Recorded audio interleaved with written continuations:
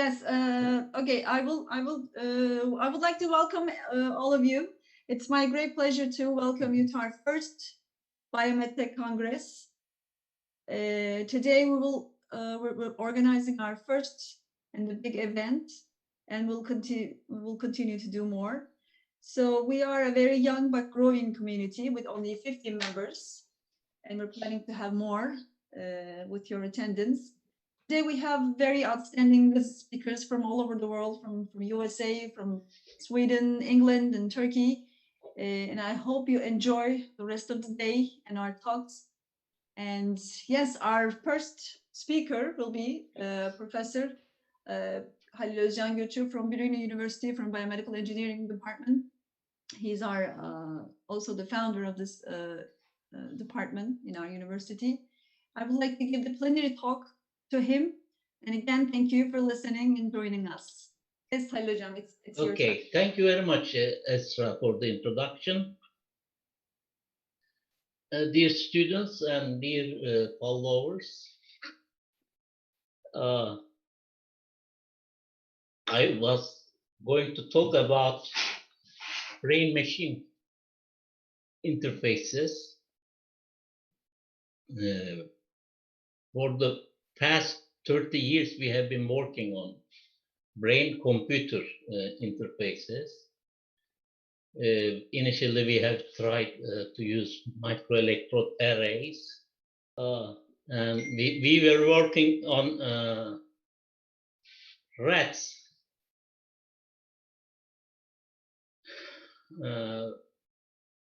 After our progress, we decided to switch to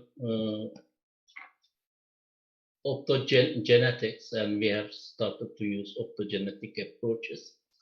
But today, I am not going to talk about them because my good friend Dominic Durant, I think, is going to talk about them. So I will talk about my endeavor concerning biomedical engineering. I was maybe one of the first biomedical engineers with a degree. Oh, here, I will start with actually an interesting event with telephone. We know that telephone is now maybe one of the most important items in our life. But during its early introduction, the electron actually was not yet known how it worked. And there was no amplification. Soon, telephony proved to be very important for the society, and especially in New York City, using wires, copper wires. Telephony was connected to almost every home.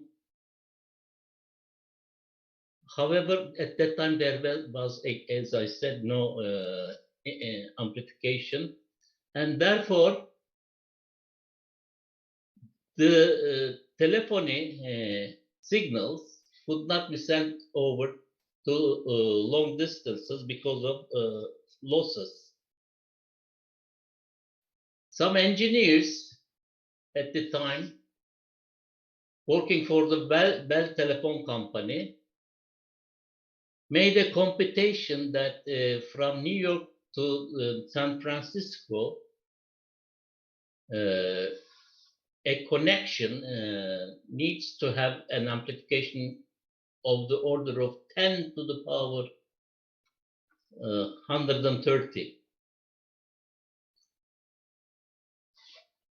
So you see how this figure will look. Lots of zeros. Now, is this a big figure?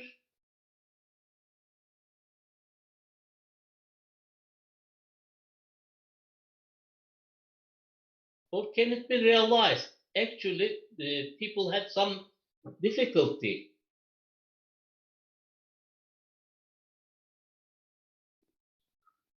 For example, the amplification required was 10 to the 130, but if we look at the number of electrons in our solar system, it is 10 to the 57. So this figure really must be very large. And the number of electrons in the Earth is only 3 times 10 to the 51. I'm talking about 10 to the 130. So even if we convert age of the universe into picoseconds, still we get some figure like 3 times 10 to 29. Or if we consider age of the universe in seconds, it's only 3 times 10 to the 17. So considering all these figures, people thought that a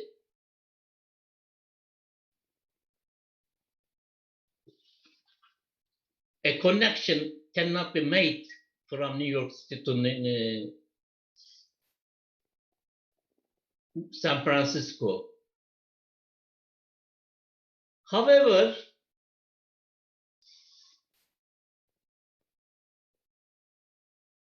some people also thought that there should be something revolutionary and gave advertisements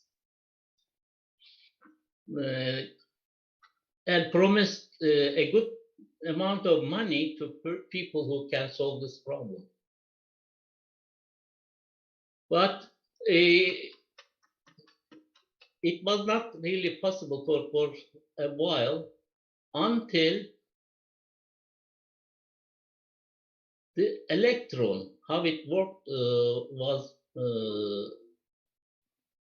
actually described by J.J. Thomson in 1897.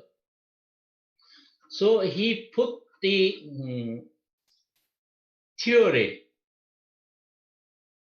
After the theory, practice was really, practical applications were really relatively simple. And pretty soon, Leader Forest actually came up with a solution. It was called the Odeon, but pretty soon, within 5 years, there were telephonic connections to almost everywhere. What seemed to be difficult became simple because all you need is, if you have an amplifier of gain 10, you need to cascade 130 amplifiers. So the solution all of a sudden became simple. I am giving this example because many times you may have ideas and some people may say you are crazy.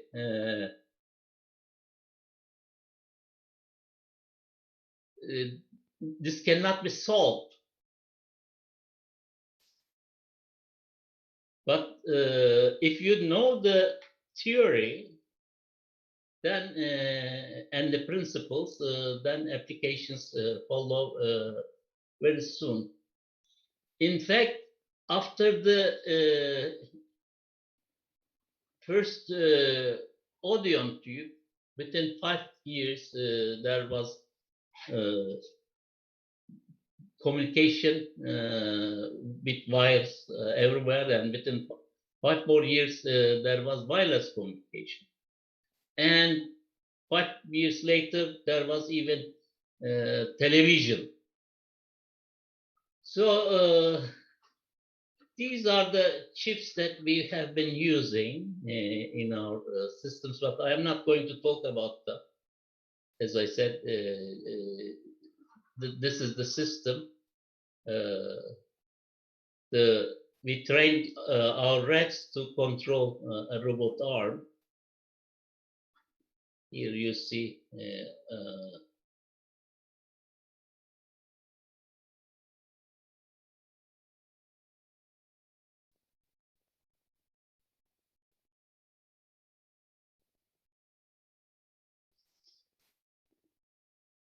the signals that we get from the electrodes.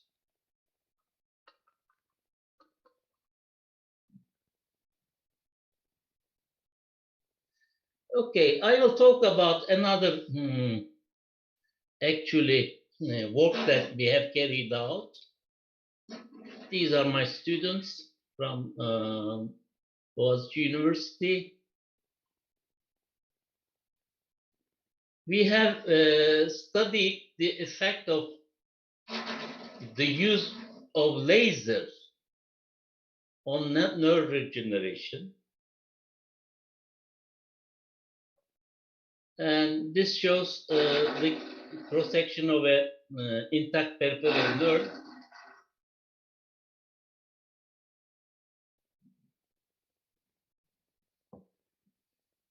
Using a special apparatus, we injured. I'm sorry, there is something wrong. Somebody working with some machine. I'm going to really go fast here.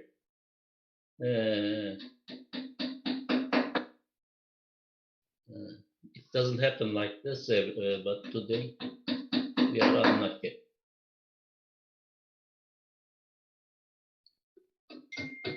Okay, this is the instrument with which we injured one of the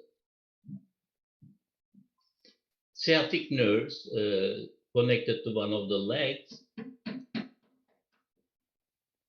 And this is how we performed the injury with some operation. And we afterwards we cured the skin, and we had some groups. The animals were made to pass through some tunnel, but before going through the tunnel, they passed through a stamp, and from their footmarks, we calculated the healing.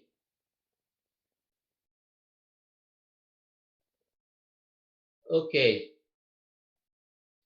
My students show that within 10 days there was almost very good recovery, and then sacrifice the animals and look at the cross sections, and there was almost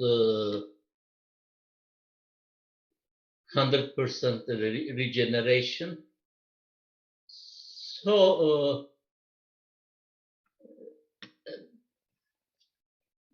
this is one of the things that you could do when you are a biomedical engineer, help with maybe paralysis,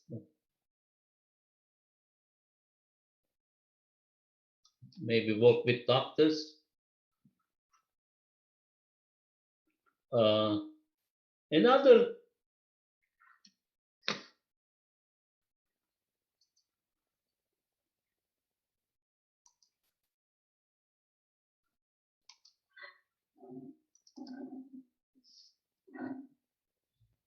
unfortunately, I was cut off. Another application that I was going to talk about is acoustic applications.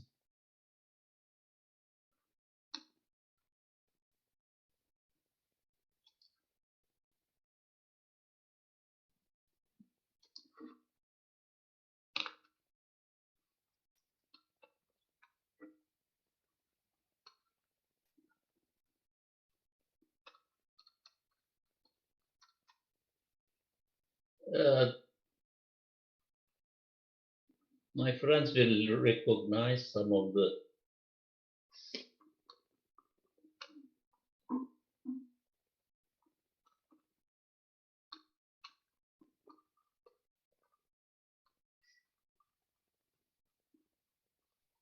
Halil hocam ekranınızı göremiyoruz. sorry.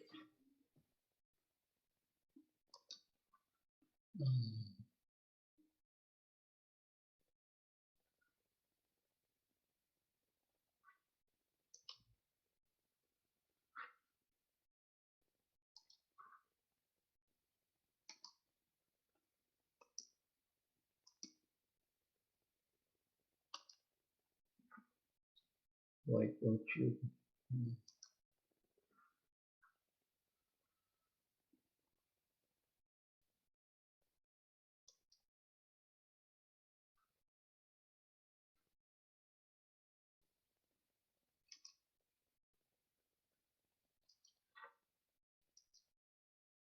Okay.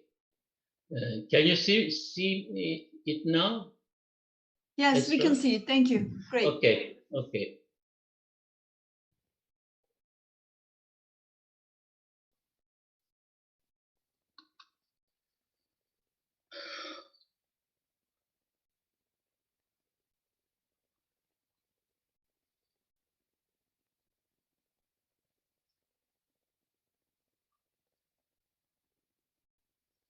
Well,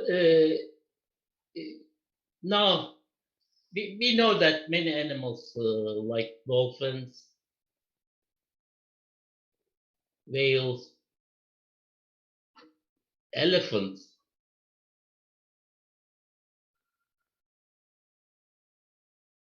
owls, and some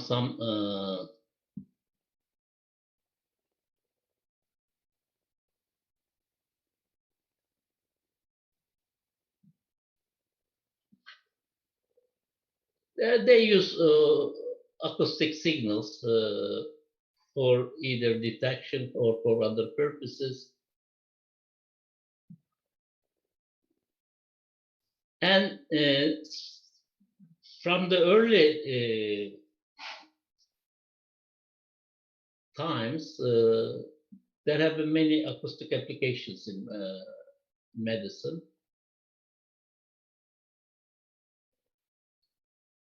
Here you see some early acoustic inventions. Okay,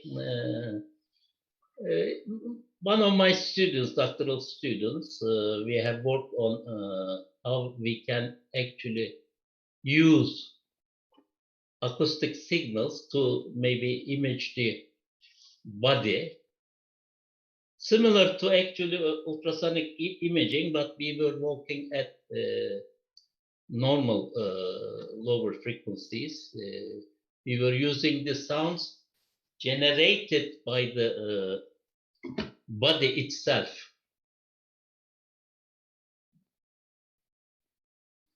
So this is a microphone array that we have used. Okay, and here is the instrumentation.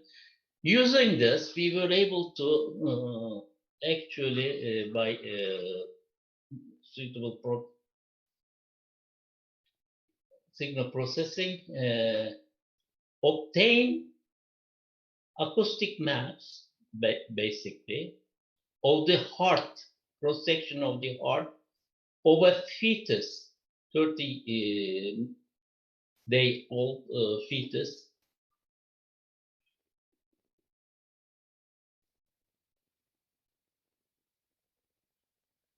This is important because if there is any thing wrong with the heart of the fetus, you can understand beforehand and you can take some precautions.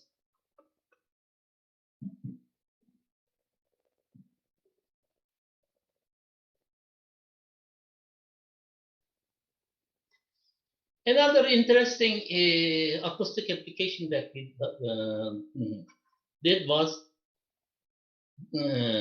on tinnitus, ringing of the ears. This is a condition which is very disturbing and really may destroy one's life. There are some reasons. Some of them are really physiological, some of them are not really known. Anyway, doctors did not deal with such patients at the time because there wasn't much to do.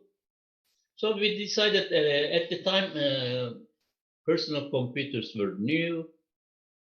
Esra, can you interfere me if time is up? I think we still have a little bit more time. You can go ahead. How much time? I think we have Ahmet, how much do we have more time? I think 6 minutes. 6 minutes. Okay. Anyway, let me simply describe this. We developed a system based on a PC. The PC and the patient would be alone, and the PC would generate some sounds, and the patient would make a click if he or she hears the sound from the PC, and would indicate if it is close to what is disturbing the noise, tinnitus frequency. So we made many experiments with people. We took data of more than 100 people. And what we saw was the tinnitus frequency was almost the same as the frequency that there is some signal loss.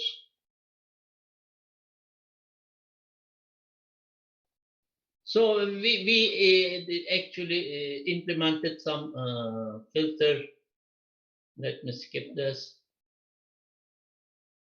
So that the patient can hear these sounds, and then it was very useful in managing the tinnitus. We were using, as you see here, special narrowband filter tailored to the patient. So he would listen this, and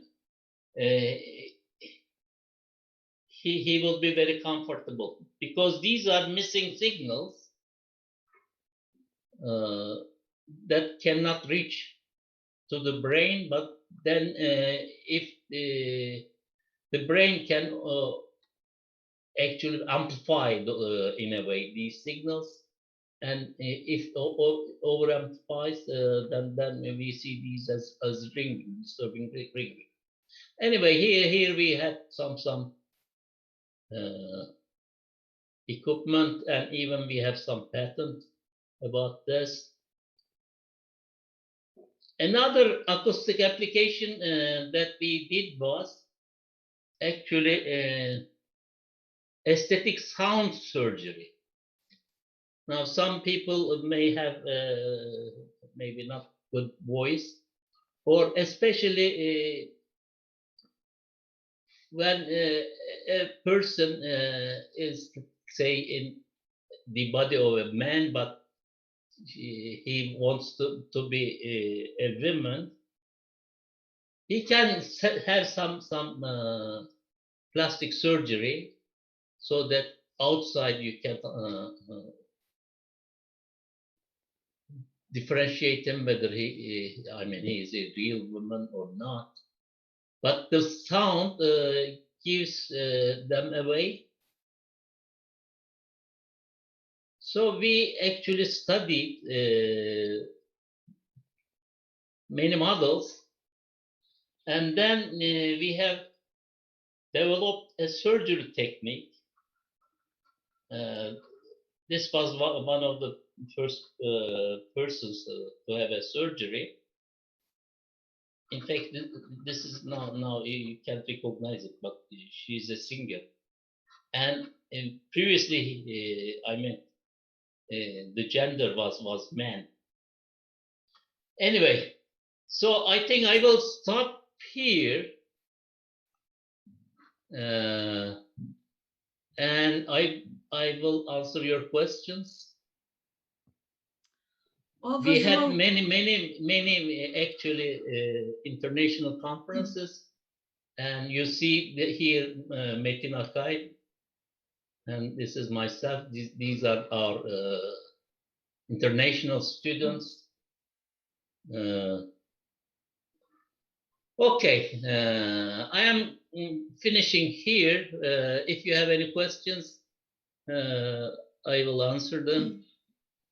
well, first of all, thank you very much for this beautiful talk. It was very informative, and your wide range of studies are very inspiring, I'm sure, for all of our students and our scientists.